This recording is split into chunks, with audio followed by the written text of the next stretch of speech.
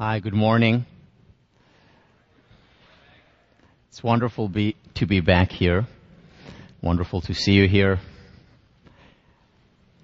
I'm teaching this class because I wish a class like this had been taught when I was sitting in your seats as an undergrad here. This does not mean that it's a class you wish to be taught, nor does it mean that it's the right class for you. What I hope to do in the next couple of lectures is give you an idea of what this class is about so that you can decide whether or not it is for you. I came here in 1992 and started off as a computer science concentrator, and then had a mini epiphany halfway through my sophomore year. I realized that I was in a wonderful place with wonderful students around me, wonderful teachers. I was doing well academically. I was doing well in athletics. I was playing varsity squash at the time. I was doing well socially. Everything was going well, except for the fact that I was unhappy. And I didn't understand why.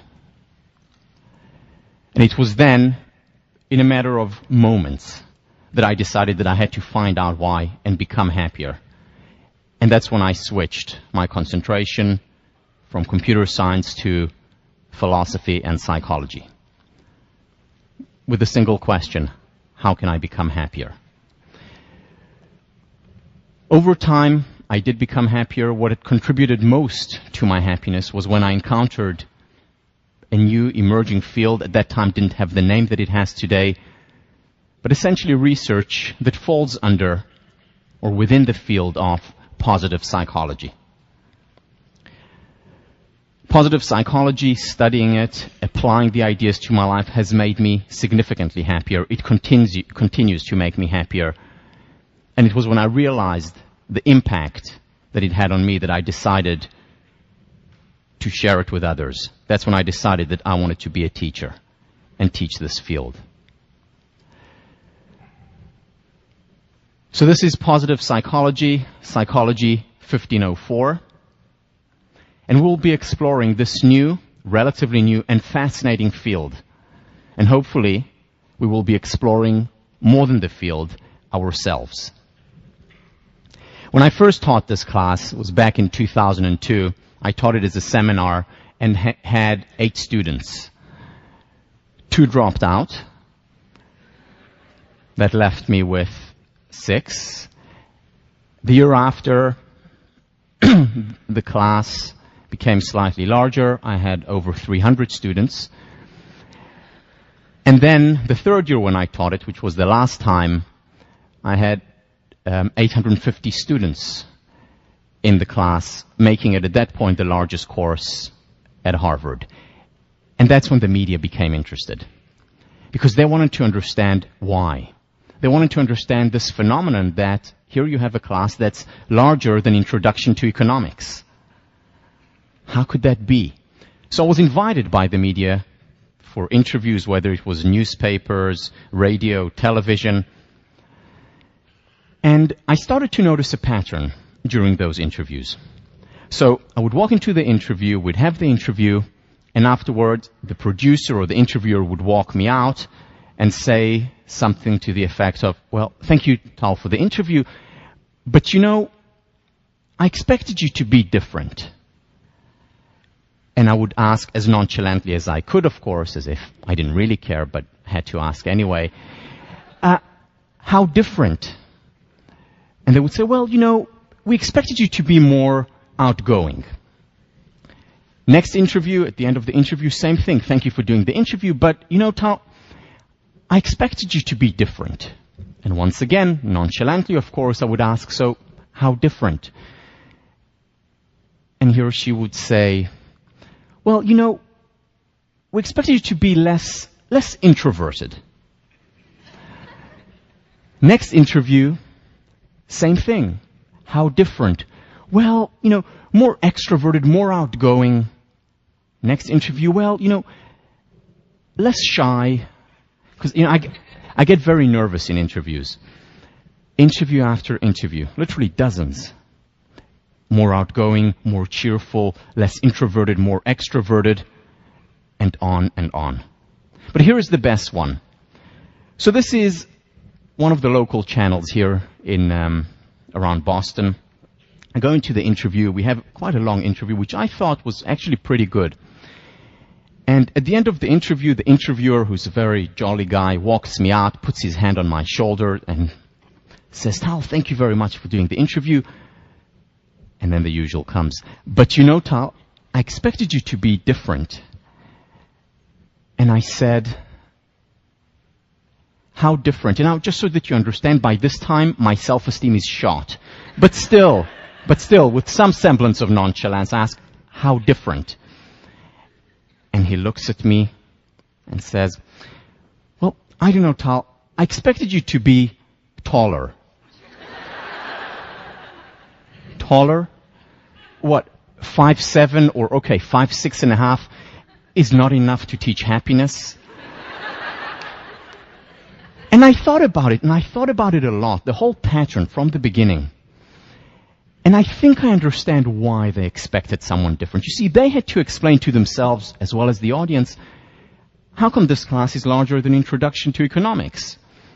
And the way to explain it must be that the teacher is very outgoing, extremely charismatic, very cheerful, an extrovert, and of course, tall. Well, there was one L missing there, but yeah, if only. So, the problem though is that they were looking in the wrong place for the explanation. In other words, they were looking at the messenger. Where they needed to look at was at the message. Now, how do I know that? You see, because I see other positive psychology classes on other campuses around the country and around the world. There are over 200 campuses here in the United States that teach positive psychology. On almost every campus where this class is taught, it's either one of the or the largest class. It's about the message. I see more and more organizations taking up positive psychology in their, as consultant companies. Some of the big consulting companies are taking it on. More and more high schools are introducing positive psychology classes. Elementary schools are introducing it. Governments around the world are expressing an interest in this new and emerging field. Why? Because it works. Because it really works. You see, this whole realm of life flourishing, of happiness, of well-being has been, until recently, dominated by the self-help movement. What do we have in the self-help movement? We have books that are very interesting, that are very accessible. We have speakers who are very outgoing, very charismatic and tall, attracting in the masses into these workshops and seminars and lectures. But, and there is a very big but here, many of these books, many of these workshops and seminars lack substance. Very often over-promising and under-delivering. So these are the 5 things you need to know to be happy. The 3 things to be the great leader. The 1 secret of success, happiness, and the perfect love life. Over-promising, under-delivering. On the other hand, we have academia. What do we have in academia? We have a lot of rigor, a lot of substance. We have data that's analyzed, reanalyzed, and meta-analyzed. Things that actually work. Good stuff. But, and there is also a very big but here, very few people refereed academic journals. I mean, think about it. How many people outside of this room, of course, have read the last 12 issues of the Journal of Personality and Social Psychology? Well, most people don't even know what that means. The head of my PhD program actually estimated that the average academic journal article is read by 7 people.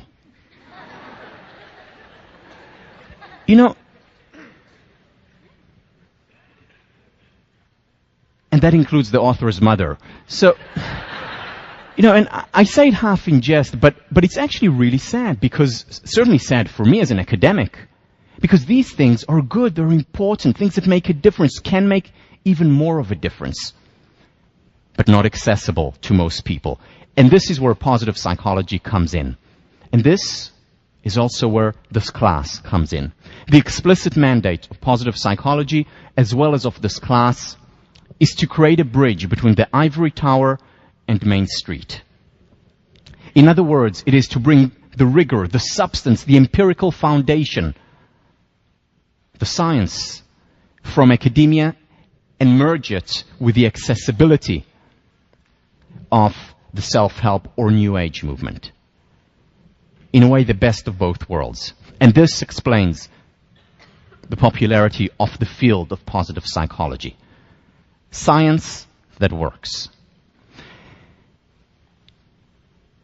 This class will be taught on 2 levels. The first level, it will be taught like any other class in psychology or any of the classes that you have taken here. You'll be introduced here to studies, to research, to rigorous academic work. You will be writing a paper, an academic paper. You'll be taking exams, just like every other class. But then it will also be taught at a second level, which is for every paper that you'll read, every paper that you will write, you will always be thinking, okay, so how can I take these ideas and apply them to my life? How can I apply them to my relationship? How can I apply them to my community? 2 levels. The academic, applied. I did not just introduce, whether it's in the readings or in lectures, ideas just because they're interesting for the sake of the idea. It's always an idea that is both rigorous and can be applied.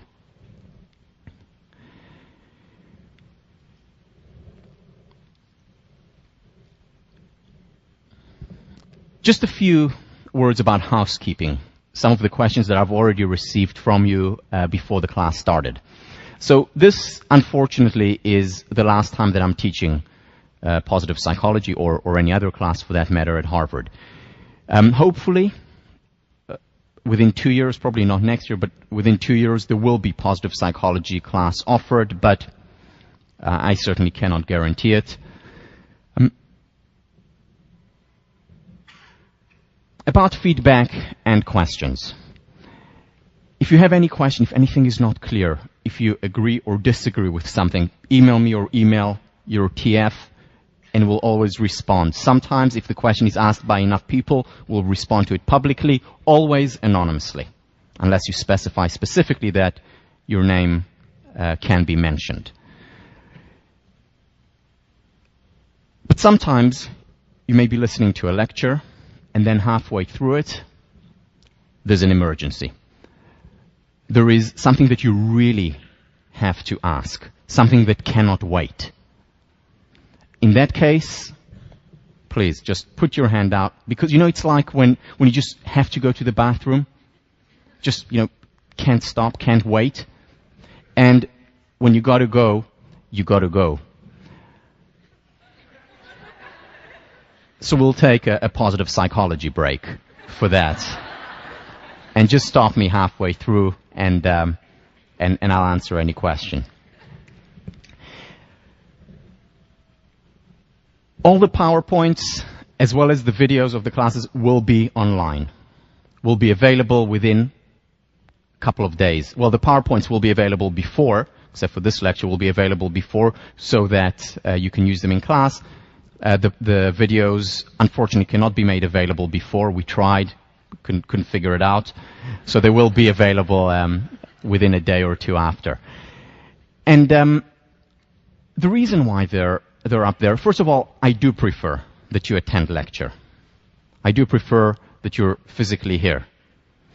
You get things in the energy of the room with so many students that you wouldn't get just in front of your computer. But the reason why I do put them up is so that you have an opportunity, if you want to see it again, or if you happen to miss a class, that's perfectly fine.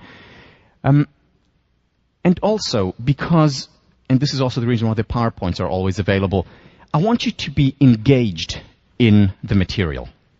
I want you to be engaged in whatever it is that we're discussing in class, not necessarily thinking about getting down every word that I say on paper, remembering everything, memorizing everything. I want you to take, rather than passive notes of writing down what it says on the PowerPoint or every word that I say, I'd like you to take active notes. And that means being engaged with the material. For example, if you hear something, an idea that you say, oh, that's interesting, star it, write it down. Or, okay, I think I'm going to start applying this. Write it down. Or, I want to tell my mom about this later. Or I want to talk to my roommates or my team about this idea. Write it down. Active note-taking as opposed to passive note-taking for two reasons. First of all, as I said, this class is a class about making a difference in people's lives. I would not be teaching the class just for its academic beauty, though there is a lot of academic beauty in this field. So write down if you have ideas that you think you can apply. The second reason why we should do that is because it's more, you'll remember more. Better retention, better understanding of the material if you're actively engaged as opposed to just taking down passive notes.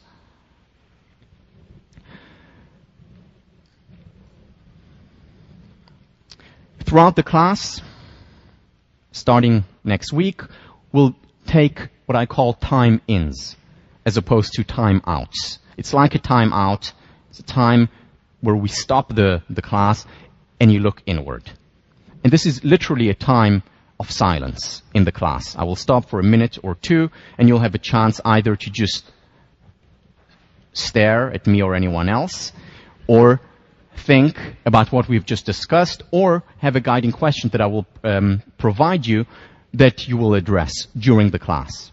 The reason why I have timings, and this is something that I'm introducing this year for the first time, we didn't have it last time, is because over the last 2 years since I last taught it, I've done a lot of work in the area of silence.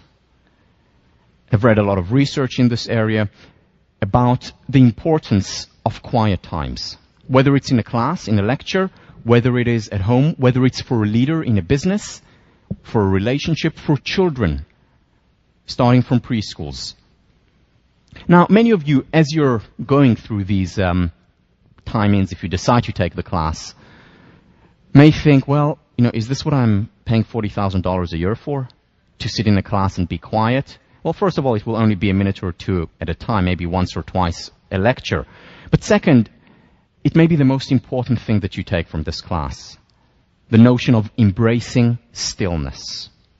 Let me read to you an excerpt from a study that was run by 2 MIT professors. By the way, all the names that I read that are not on the PowerPoints, you don't need to remember or write down. This is just for your edification. But so David Foster and Matthew Wilson. Both of them are from MIT and did the following study that I think confirms the importance of a time to look inside. What they did was they scanned the brains of rats while they were in a maze and after they went through the maze. And here is what they found. What the results suggest is that while there certainly is some record of your experience as it is occurring, in other words, when they were doing the maze, the actual learning, when you try to figure out what was important, what should I keep and throw away, that happens after the fact, during periods of quiet, wakeful introspection. What they showed was rats who went through the maze and then went through the maze again and again learned far less than rats who took time aside, chilled out a little bit after a maze, had a margarita, embraced stillness. This has implications, and they showed implications to human beings as well.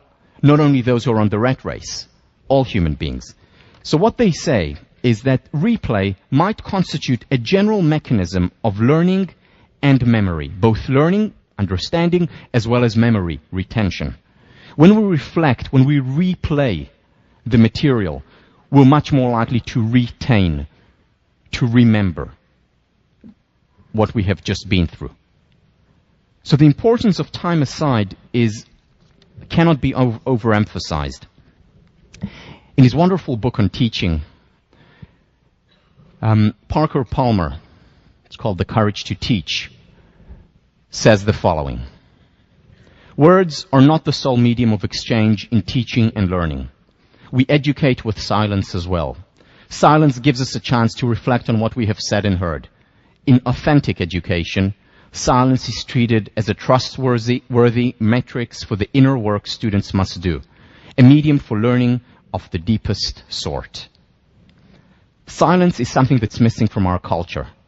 I know that many of you have probably read Zen and the Art of Motorcycle Maintenance, Robert M. Pirsig. Well, he has a second book out, less well known, called Lila. And Lila is an anthropological study of Native Americans. And what he does there is compare their culture to Americans from European ancestry. And one of the distinguishing characteristics between these two cultures is their approach towards silence. What he found was when he went and sat around with Native Americans, they would sit around the fire and hang out for 2-3 hours without saying a word. Just sit around, look at one another, smile, have a good time, introspect, just be there for hours. Whereas he points out that in our culture we feel very uncomfortable with the absence of words, with the absence of sound or noise. We have to fill up all the gaps. And this is an important cultural difference, and we pay a price for this lack of stillness. A price that I will talk about a lot when I talk about relationships,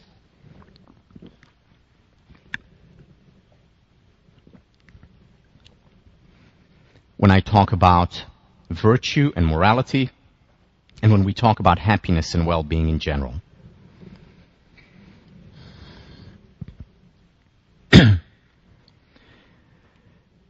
Let me give you a little bit of background on positive psychology, how it came about and how this class came about. In many ways, positive psychology is the brainchild, the product, the grandchild of humanistic psychology. What we have in humanistic psychology is essentially a reaction to the existing psychologies of the time. The founders, considered the founders of humanistic psychology, in fact called it the third force. Why the third force? Because the first force was behaviorism, the work of Skinner, the work of Watson, the work of Thorndike. This was the first force. The second force was psychoanalysis, the work of Freud, Jung, Adler to some extent. This was the second force. And the third force, humanistic psychology, came as a reaction to it. First, as a reaction to behaviorism. Behaviorism looks at the human entity, at the person, as basically a collection of behaviors, as a box, like a billiard ball knocked around by reinforcements, by punishment, by reward. And what humanistic psychology said was that we're much more than just a billiard ball being knocked around. We have a spirit, we have a soul, we have cognitions and thoughts that matter.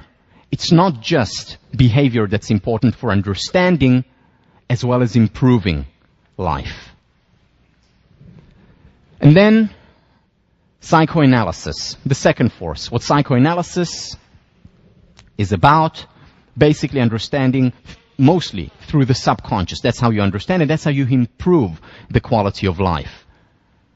There are defense mechanisms, there are biological instincts, neuroses, and if we understand these very often dark forces, we're better able to handle and deal with life, understand as well as improve the quality of life. Humanistic psychology says a human being is much more than that, much more than biological instincts, much more than neuroses, much more than a person who exists in a Newtonian reality, like a billiard ball. We need to value much more the human being. We need to give much more dignity and freedom to the person. There was a problem. The problem was with humanistic psychology is that it lacked the rigorous methodology. While it brought in many wonderful ideas, talked about the study of well-being, talked about the study of optimism, of kindness, of morality, of virtue, of love, relationships, of peak experiences, of self-actualization, of empathy, all these wonderful concepts that we'll talk about throughout the semester, it wasn't as rigorous about its epistemology, about how we form ideas and how we learn. And that's why, in many ways, largely, not completely, but it largely morphed into the self-help movement. Interesting ideas, good ideas, important ideas, certainly good intentions, but to some extent without the academic rigor. And that's why it lacked to have the impact on academia. That's why we don't have hardly any humanistic psychology classes offered at universities today. There are very few still around. And this is why also a lot of it became the new age, essentially. But still, it's humanistic psychology that has, in many ways, fathered and mothered, as we'll see, positive psychology. So let's meet the grandparents. People like Rollo May, people like Carl Rogers, and more than anyone, Abraham Maslow. Was the American Psychological Association president, was a professor just down the road here at Brandeis. And he introduced this humanistic psychology. In 1954, he wrote a chapter called Toward a Positive Psychology.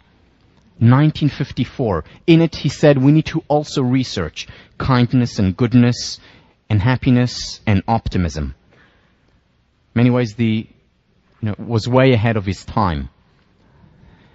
Then, if Maslow is the grandfather, then Karen Horney is the grandmother.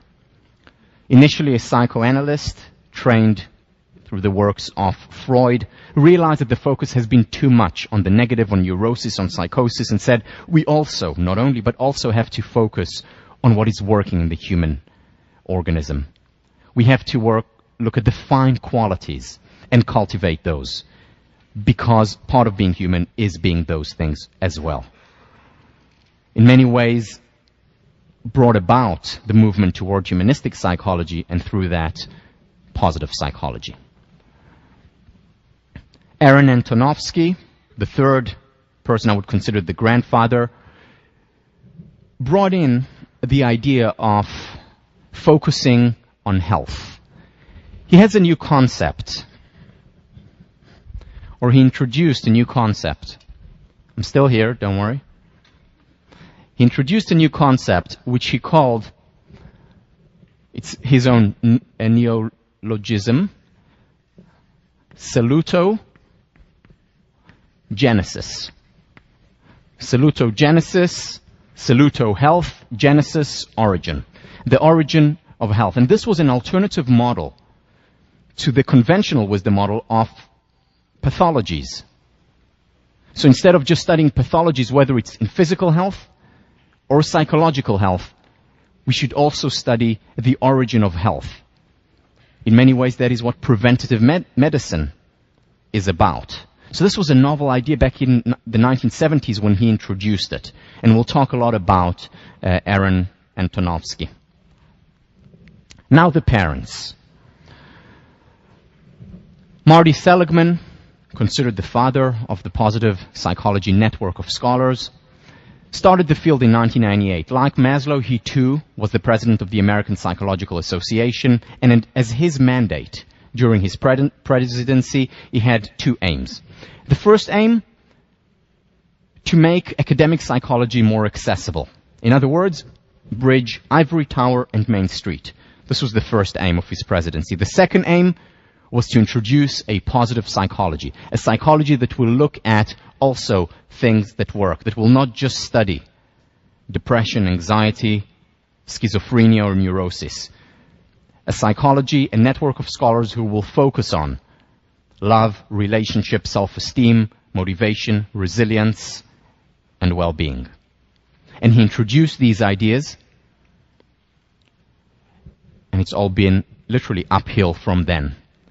Before Marty Seligman, this happened all in 1998, and we'll talk about it a little bit more next time. This all happened in 1998. Long before 1998, our very own Professor Alan Langer did research in all these areas, bring the humanistic spirit and combining it with the academic scientific rigor. We're going to be talking probably more than about any other scholar about her work in this class. And another person from Harvard, one of the parents of positive psychology, was Philip Stone, who passed away 2 years ago, yesterday. And both Langer and Stone were my thesis advisors, introduced me to the field of positive psychology, into this research. In 1998, when they had the first Positive Psychology Summit, Professor Stone took me along with him. I was his graduate student. In 1999, he taught the first positive psychology class at Harvard, one of the first in the world. I was his teaching fellow. A couple of years later, he taught it again. Again, I was his teaching fellow. And then, when I graduated, he suggested that I take over his class. And here we are today.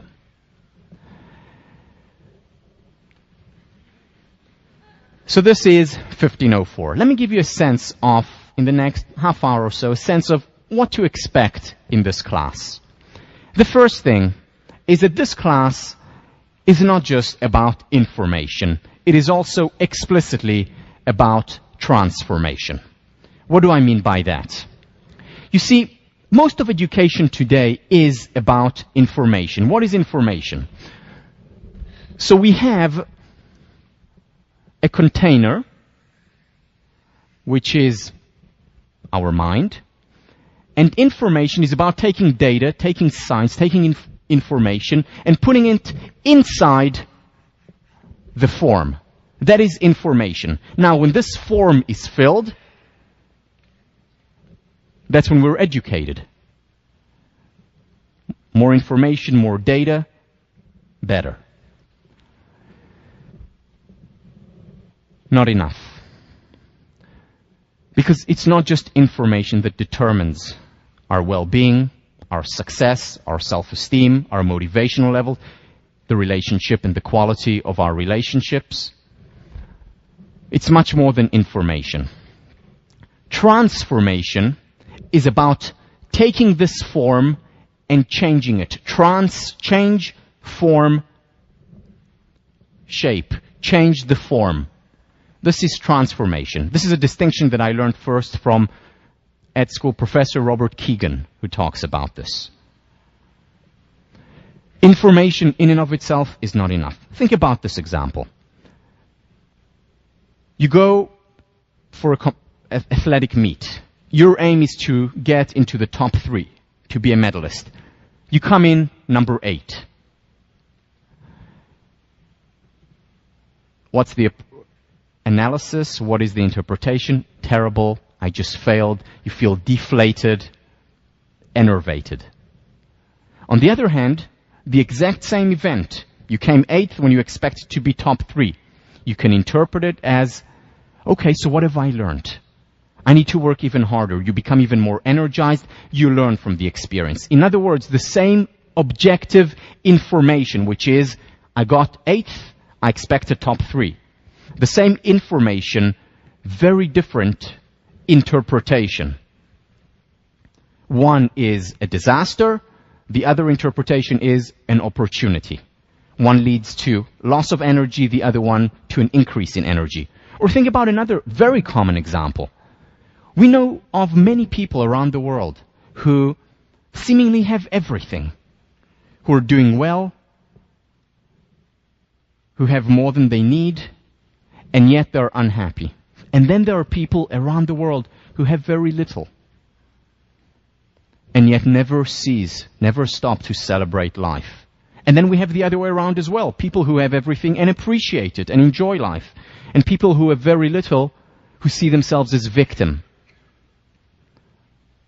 In other words, it's not just the information that goes in, it's also the shape, the interpretation, the perception, the focus. And that is determined by the shape of the form. This is what I realized when I was an undergrad here. Seemingly, looking in from the outside, had everything. Doing well, sports, academics, socially, and yet my perception, my focus, my interpretation of life, not that great. Wasn't happy. The interpretation matters very often a lot more, as we'll see, than the information that goes in. One of the sentences that I'll repeat throughout the class is that happiness is much more contingent on our state of mind than on our status or the state of our bank account. And that's where transformation comes in, and that's why it's so important for well-being. What that will look like in practice is that we will cover not so much information, we'll uncover much more. And I don't mean that in the Berkeley sense of the word. I mean that in the academic sense of the word. In other words, what we'll do is uncover potential that we have inside us, that we've had inside us all along. Maybe we just didn't see, or maybe it was obscured by something or another. We'll uncover it so that we can utilize it, so that we can focus on it, so that we can perceive it. Here's a story just to illustrate this. So this is Michelangelo. One day he was asked by a journalist of his time, how did you create this most amazing masterpiece, David? To which Michelangelo responded, it was easy. I went to the quarry, I saw this huge piece of marble, and in it I saw David. All I needed to do was to chip away the excess stone, to get rid of the marble that shouldn't have been there. And when I got rid of this excess stone, there was David. Now obviously, easier said than done, but the story captures the metaphor of what this class very much is about. It's about chipping away the excess stone. It's about getting rid of limitations, of barriers, whether it's the fear of failure, something that we didn't have as kids, but today most people in our culture have it.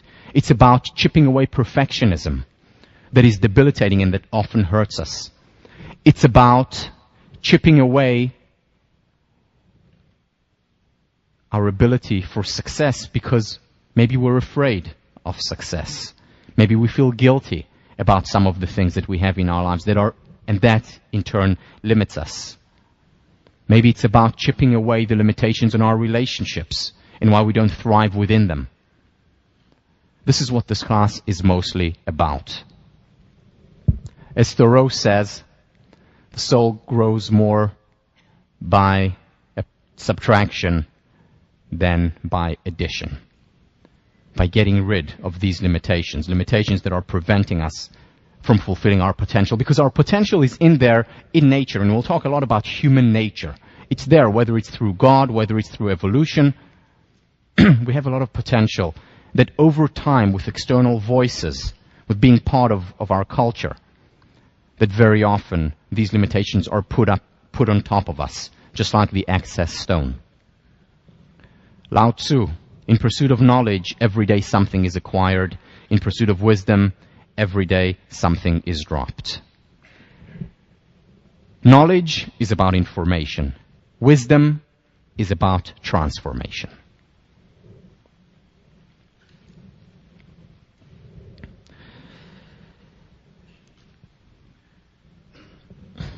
I was recently interviewed for a newsletter on coaching before a large conference on the topic.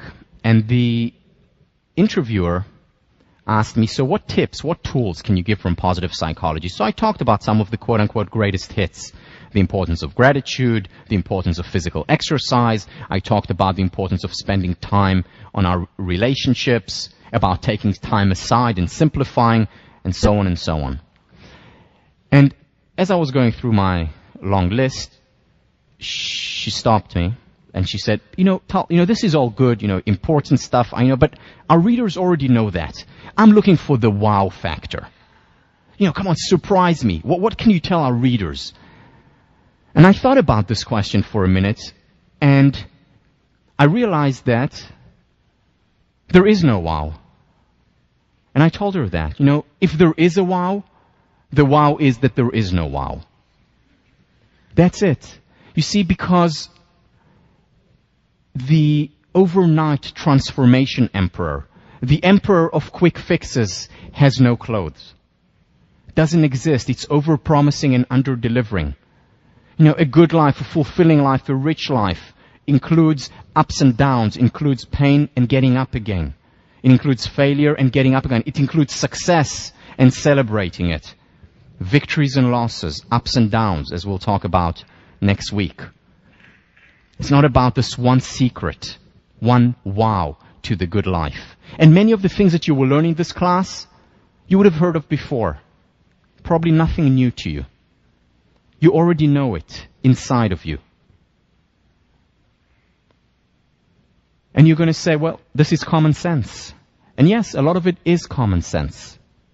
However, as Voltaire once said, common sense is not that common. And this especially applies to application. So the aim of this class is to make common sense more common, especially in the realm of application.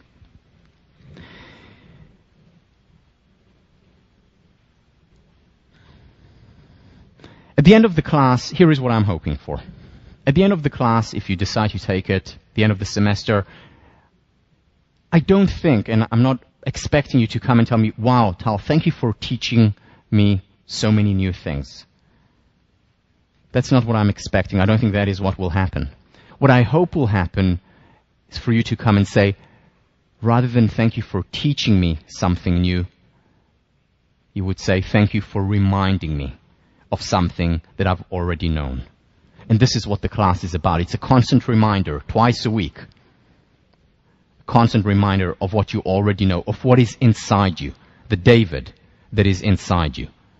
And what this class will hopefully do is help you to chip away some of these limitations, whether it's cognitive limitations that prevent you from seeing what you already knew, emotional limitations that are preventing you from deriving the benefit of what you already know, or behavioral limitations.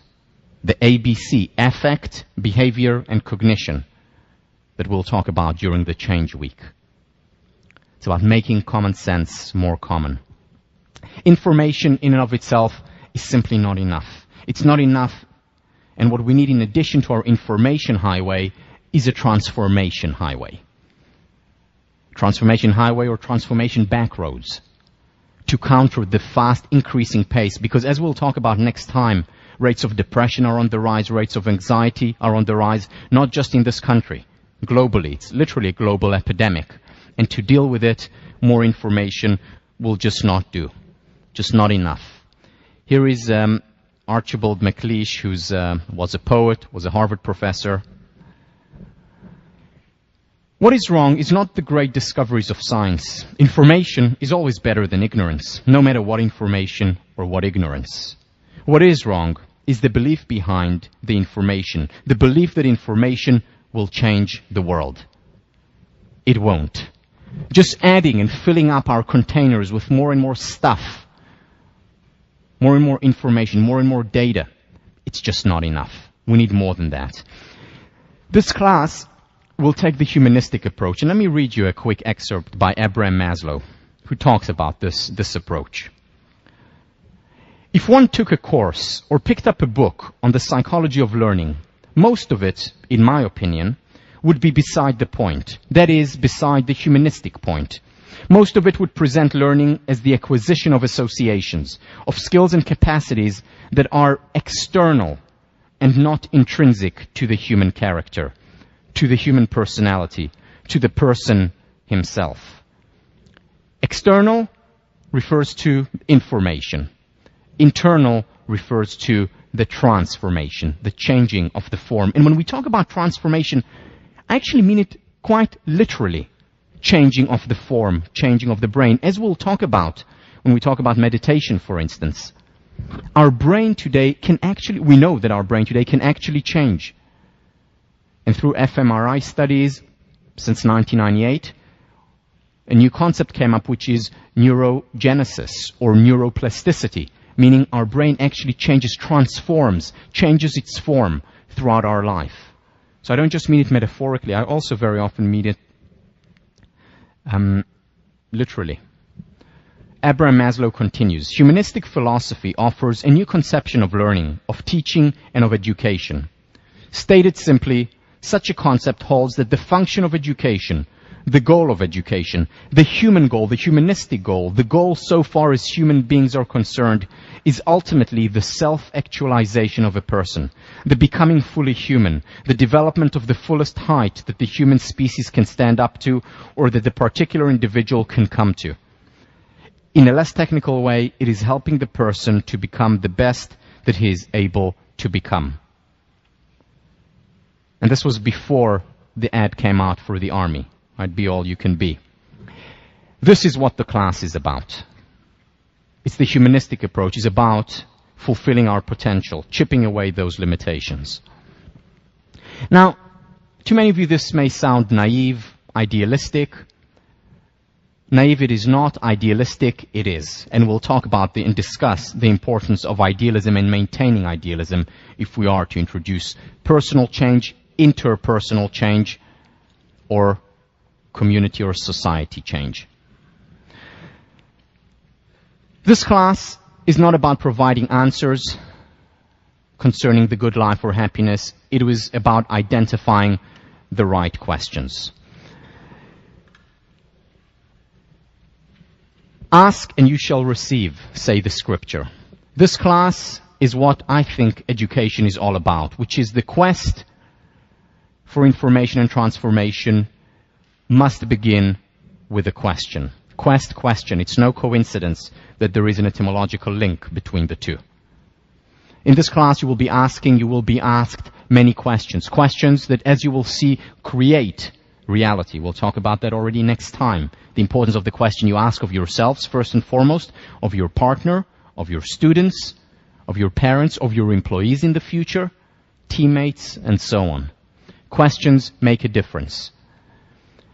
Peter Drucker, the most common source of mistakes in management decisions is the emphasis on finding the right answer rather than the right question. Peter Drucker, considered the most important management scholar of the 20th century, just recently passed away, saying that the biggest mistake is not asking the right questions. As we'll see next time, this is the biggest mistake in research, potentially. This is the biggest mistake in application.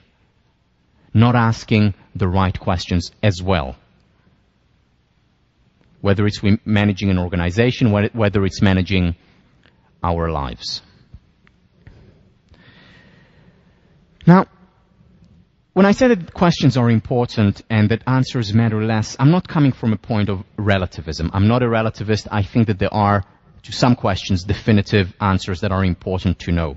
However, what I'm saying is that it's important, no less important, to focus on questions when it comes to education.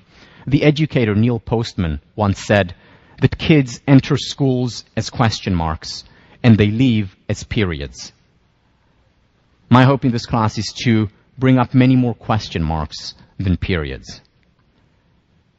Once again, it's about chipping away the excess stone, because as kids, we're always asking questions, we're always curious. Let me show you a quick excerpt from a video of one of my favorite psychologists, well, actually he's a comedian, Seinfeld. Here he is talking about, and we'll watch a lot of excerpts throughout the semester, talking about what we were like as kids. Is this in your way? So the first couple of years I made my own costumes, which of course sucked. The ghost, the hobo, no good. Then finally, third year, begging the parents, got the Superman Halloween costume, not surprisingly. Cardboard box, cellophane top, mask included. Remember the rubber band on the back of that mask? That was a quality item there, wasn't it? That was good for about 10 seconds before it snapped out of that cheap little staple they put it in there with. You go to your first house, trick or snap, it broke, I don't believe it. Wait up, you guys, I gotta fix it. Hey, wait up! Wait up! That's what kids say. They don't say wait. They say, wait up! Hey, wait up! Because when you're little, your life is up, the future is up, everything you want is up. Wait up, hold up, shut up. Mom, I'll clean up, let me stay up. Parents, of course, are just the opposite. Everything is down, just calm down. Slow down. Come down here, sit down, put that down.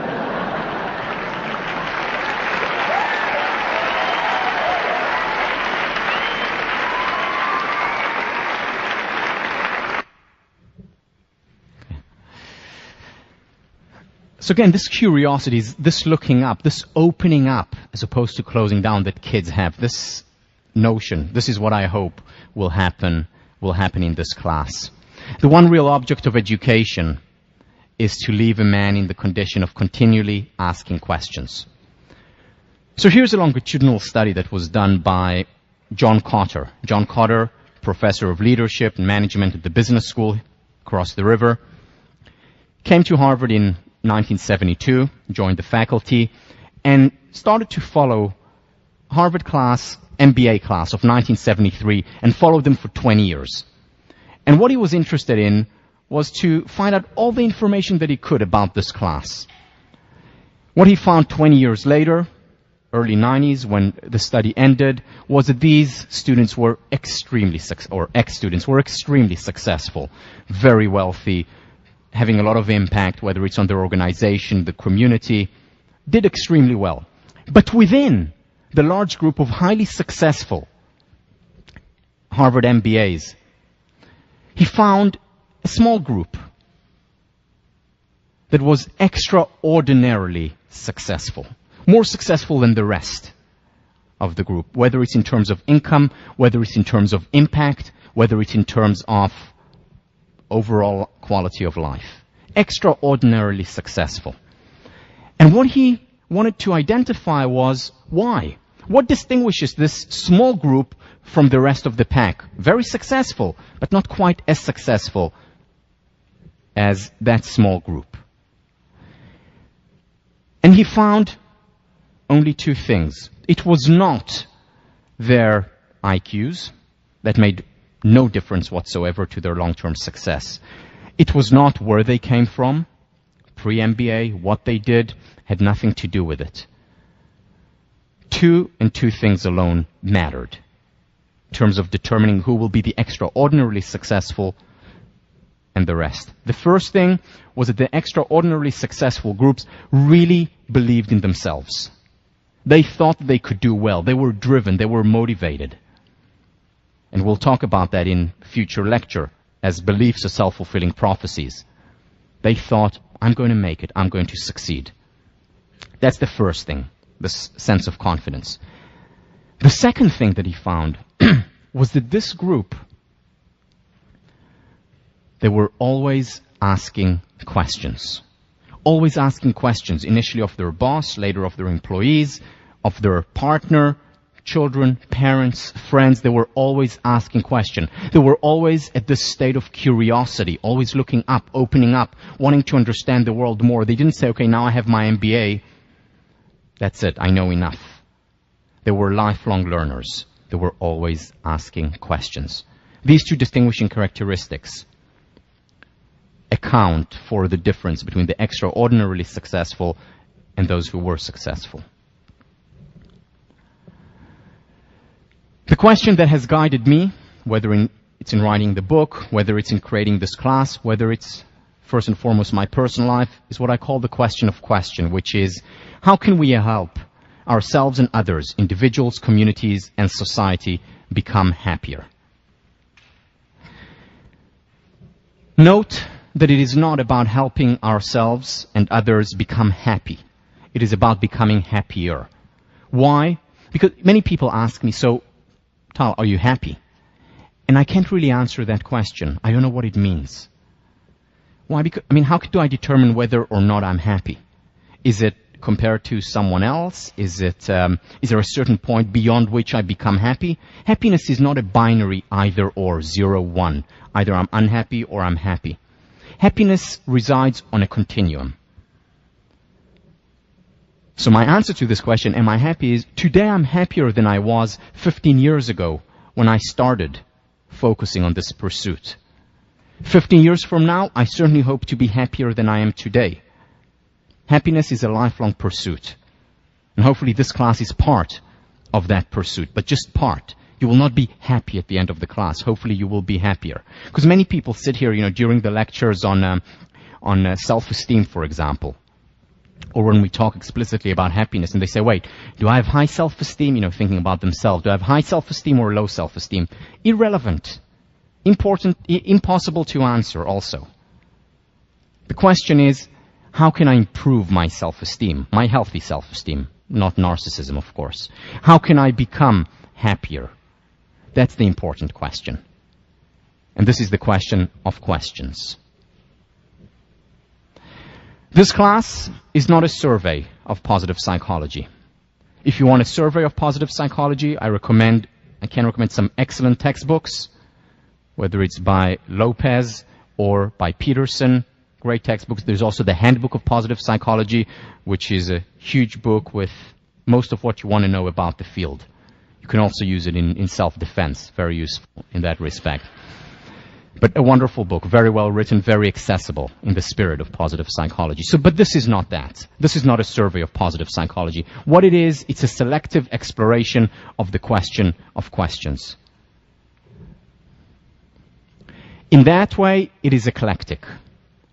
My background is in psychology and philosophy. I studied organizational behavior. I worked as a consultant in business for a few years, still do some work there. I worked in the field of education, do a lot of work in the field of education. And I take from all these areas. I also draw on, not just on positive psychology, I draw on clinical psychology in this class. I draw on cognitive psychology, social psychology, and so on. It's an eclectic class because my guiding question was, what would contribute to happiness? And if something within psychopathology I thought could contribute to our well-being, I took that and used that. If something from the field of consulting and organizational behavior contributes, that became part of the class. As much as I could fit in, of course, in one semester. So the class is eclectic. The class is not cross-cultural. I will bring in ideas from Eastern thought. I lived in Asia for a few years, worked there, studied and continue to study the Eastern philosophies and psychologies, but my training primarily is in Western psychology, and the focus of the class will be that. However, that doesn't mean that positive psychology doesn't apply to people from different places in the world. Now, there was recently a meeting between senior scientists, psychologists from the West, people like Paul Ekman, Richie Davidson, some of the most important minds in the field of psychology, meeting with the Dalai Lama and some of his monks. And they were talking about the future of psychology, about research and how can you research meditation and so on. And one of the things that they were talking a lot about is cross-cultural differences. And when that came up, the Dalai Lama suddenly seemed uneasy. And when Daniel Goleman, who was writing about this whole event, which was held in India, asked him, what's wrong? The Dalai Lama said that he was not comfortable with talking and emphasizing so much cultural differences. Now, you can say many things about the Dalai Lama. One thing you cannot say about him is that he's culturally insensitive. Arguably, one of the most sensitive people alive. And yet he says that we're focusing too much on cultural differences. And he added, not because there are no cultural differences. Of course there are, and they're important. But there are many more similarities than differences. And we shouldn't ignore those similarities. Daniel Goleman about the Dalai Lama. We were a little surprised by the Dalai Lama's seeming resistance to the notion of cultural differences. So I will introduce these ideas, but A, because it's not my training, and there are people who focus on cultural differences who would do a much better job than I do. And second, because what I hope to look into is the universal, things that are common across cultures. So we'll study research in this area, but even more than that, we'll become even more particular than just talking about, the psychology in this part of the world. We'll study yourselves. We're going to go that particular. Now, why? You see, when I put this class together, I didn't think to myself, okay, so what are the things that I need to introduce in order to please the participants in the class, the students? That's not what I thought. What I thought about, what was the class that I would have wanted to take as an undergraduate here? What would help me become happier if I were sitting there? In other words, thinking about it from my perspective, from a very personal perspective. In this class, I'm going to encourage you. Of course, you look at research and read research about other people, about large sample sizes. But I'm going to encourage you more than anything to look inside yourselves, to study yourselves, whether it's through response papers that will be due weekly, starting in 2 weeks, whether it's in your final project, that will be a presentation that you won't have to give, but you'll have to write out, a presentation about your favorite topic or the topic that matters most to you.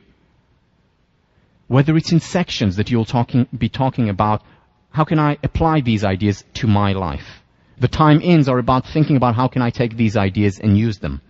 It's about studying ourselves. Because as Carl Rogers says, what is most personal is most general. What is most personal is most general. And as Maslow adds, we must remember that knowledge of one's own deep nature is also simultaneously knowledge of human nature in general. When we understand ourselves better, when we identify ourselves, we're better able to identify with others. In fact, this in many ways is the source of empathy, of healthy empathy. And there's some studies on this showing that people who know themselves, who study themselves, who are self-reflective, display less egregious behavior, less immoral behavior toward others. Behavior that would fall under, say, racism. And it's counterintuitive to some extent. Wait, don't you need to first study the other so that you can be more sensitive to other? Yes, that too. But it's not enough. It's important to also study ourselves, because when we see our deep nature, what we encounter there is actually part of the universal nature, the similarities among us all, regardless of where we're from. And this is what the Dalai Lama was talking about. Not stop cross-cultural, do it, important, but at the same time not ignore the self, not ignore the universal within each one of us. C.S. Lewis, there is one thing and only one in the whole universe which we know more about than we could learn from external observation. That one thing is ourselves. We have, so to speak, inside information. We are in the know.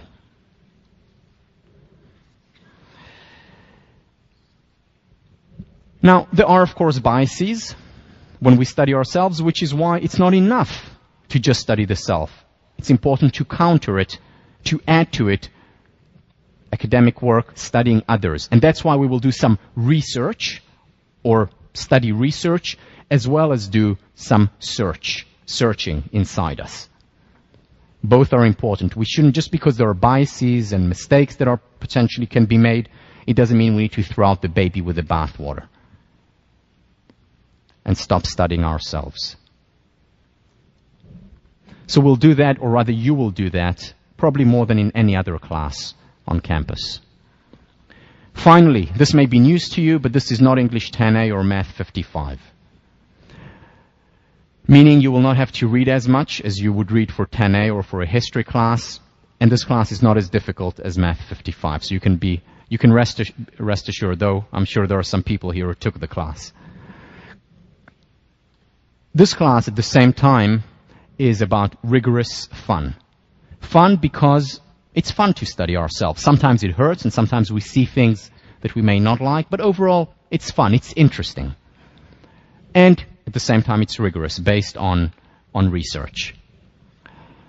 Now, many of the ideas that you will encounter in this class are very simple, very accessible, common sense. However, they're simple, not simplistic. And here is the difference. Here is the difference. See,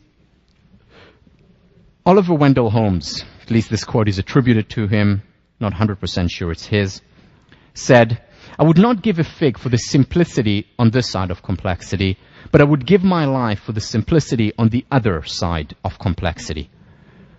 What Holmes means here is that he doesn't care about just simplicity, easy, off-the-cuff, whimsical ideas. What he does care about, though, is the simplicity that comes after we have chewed the idea, after we have digested it, after we have thought about it. Ideas that have been worked on. And if on the other side of complexity we can reach simplicity and common sense, that's great. That's what he's interested in. That is also what positive psychologists, researchers, whom we'll discuss throughout the semester, are interested in. The simplicity on the other side of complexity. And there's a very big difference between these two kinds of simplicities. Even though, on the face of it, they may, at times, look similar. What this class requires is a very different kind of effort. A very different kind of effort to other classes. Again, it doesn't require the kind of effort that you would need in 55 or in English 10A. The kind of effort that it does require is the effort of application, of applying it to your lives, of introducing behavioral, actual change to your life. And before we go into some of the technicalities of the class, such as the syllabus, I want to end with a story about Peter Drucker. Peter Drucker, whom I quoted earlier, father of the study of management in modern times. Peter Drucker lived to the grand old age of 94, passed away just a couple of years ago, and toward the end of his life, while he was still 100% lucid, it was more difficult for him to be mobile and to go into organizations.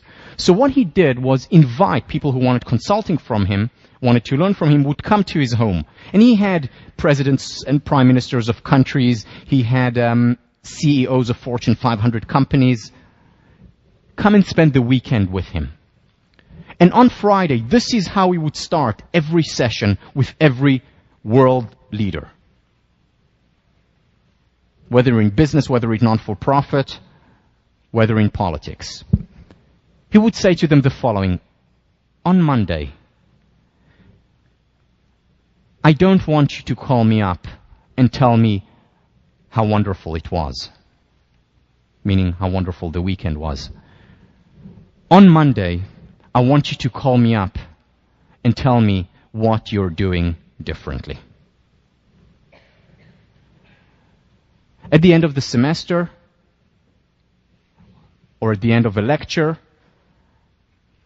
if you enjoyed it, by all means, tell me that you enjoyed it, that it was fun. But more important, it is what you're doing differently. How this has an impact on your life, and that takes effort. We're going to spend a whole week talking just about change, nothing directly related to positive psychology, just about change, because it is so difficult to change, because we know that most organizational change fails, because we know that most individual change fails, unless we introduce behavioral change along with our cognitive and emotional change. Affect and cognition is not enough. Behavior has to be there as well. What are you doing differently? Now, to do things differently very often takes courage. Some of your response papers that you will hand in are, none of them are graded. They're all just graded pass, fail. You have to hand them in and then you pass. But some of them will be maybe the most difficult papers that you have written here. For some, they'll be the easiest and things will just flow out. That's about introducing change. That's about reflecting. That's about taking time in. That's about chipping away the excess stone. And it can only be done through this kind of effort. So if you really want to make this class to make a difference in your life, it's up to you.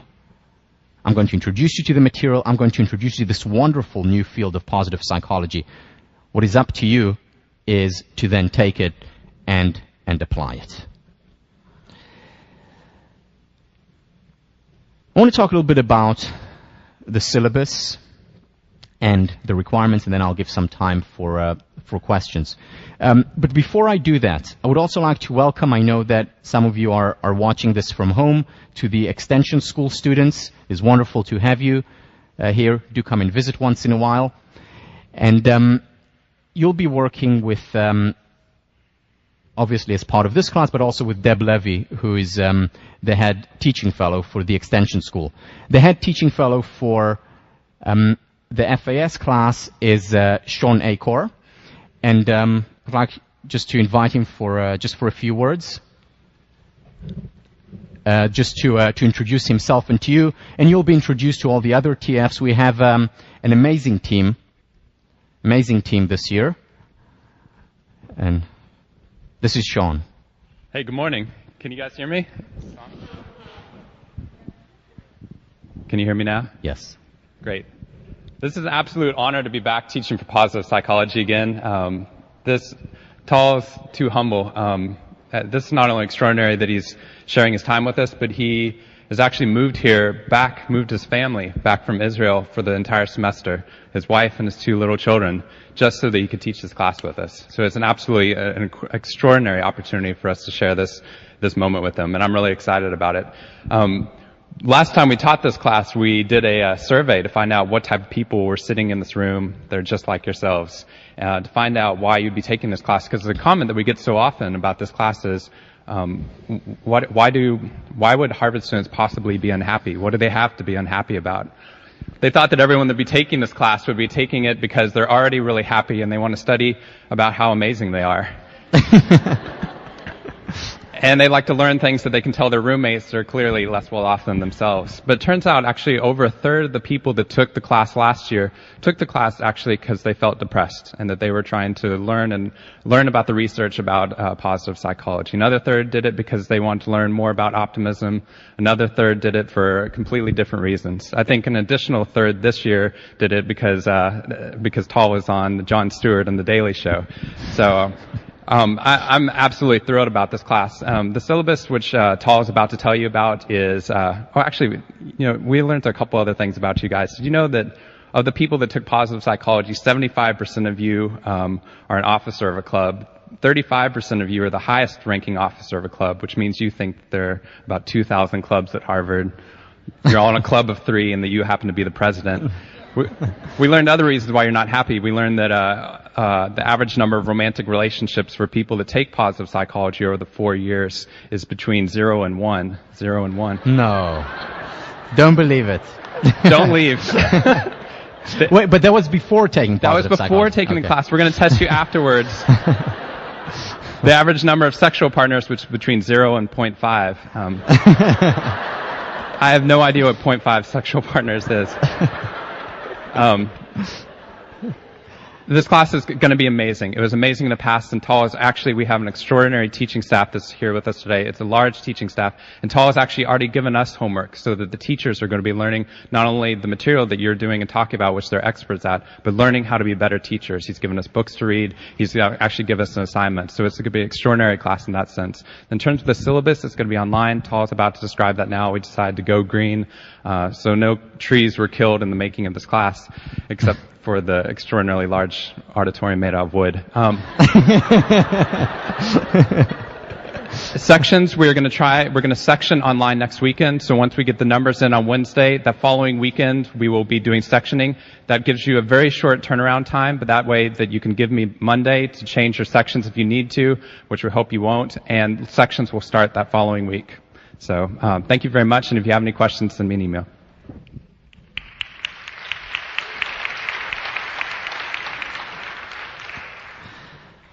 Okay, so I don't think I'll have to explain to you why. There's one lecture in the semester that I don't teach, and Sean will teach it, and that is the lecture on humor. Figure out why yourselves. I do think you have to walk your talk if you're teaching something. The syllabus. The class, pedagogically, just to introduce you to my thinking about the class, is what I call an integrated class. What that means is that it's integrated vertically as well as horizontally. Vertically, it means that every class is connected to the next class, is connected to every class throughout the semester, around a spiral. So what we talk about next week, we'll revisit again in lesson 7, lesson 17, and lesson 24. Everything is interconnected only at a higher level of the spiral.